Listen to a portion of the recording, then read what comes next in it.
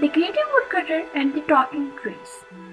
Once upon a time in a big green forest, there was a woodcutter named Tim who loved cutting down trees. He was known for being very greedy and always wanting more. One day Tim entered the heart of the forest, where the trees were tall and wise. To his surprise, the trees could talk. "Stop!" said the oldest tree. "We are the guardians of this forest. If you cut down too many trees, I will harm us and all of the animals living here." But Tim only cared about making money. He ignored the wise words and started chopping down trees left and right.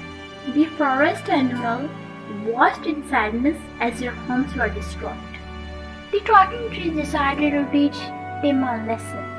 They whispered to the wind, and a magical fog covered the forest. Tim couldn't see where he was going and two roots deep into the woods. As Tim stumbled around, he heard the voice of the trees again.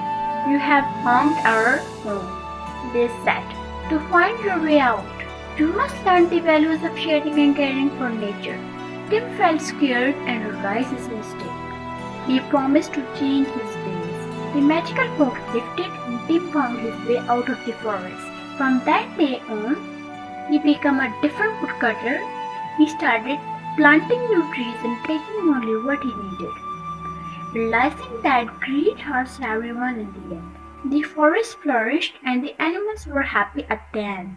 Tim learned that when we take care of nature, it takes care of us. So, the moral of the story is that greed can lead to harm, but caring for nature brings happiness to everyone, including ourselves.